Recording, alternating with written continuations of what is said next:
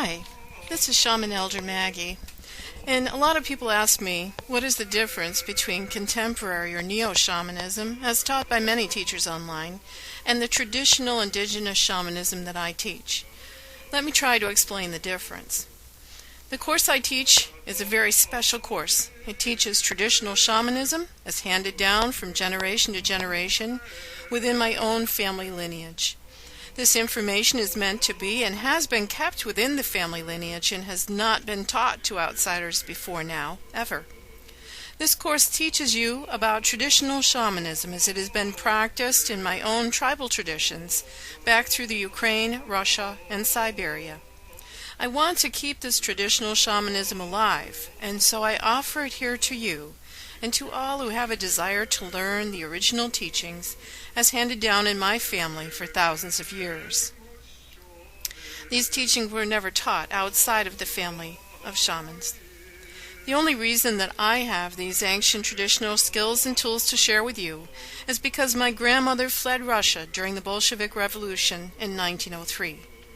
All the shamans who remained in those territories at that time were executed.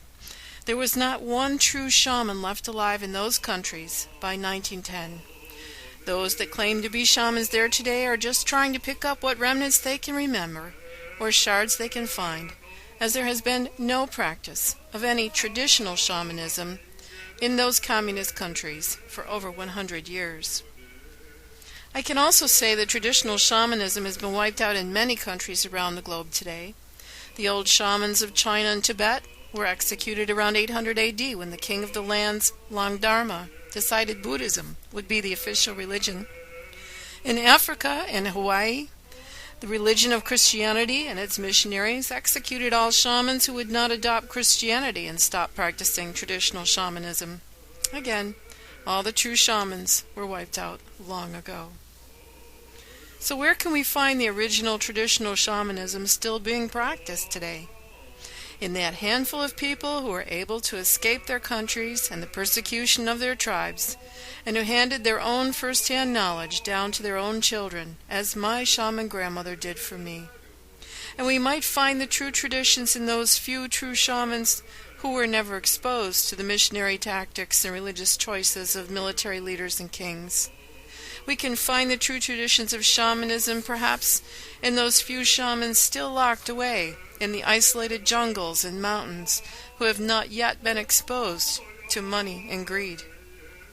Today we see resurgence in the commodity of spirituality once again, and shamanism is among those money-making interests being exploited as something you can learn in a weekend workshop or a seminar or a book for money.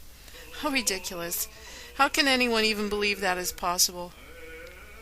Who is responsible for distorting traditional shamans' work of a lifetime into a neo-shamanism weekend course in soul retrieval? It took those traditional shamans 30 years or more to learn how to do soul retrieval.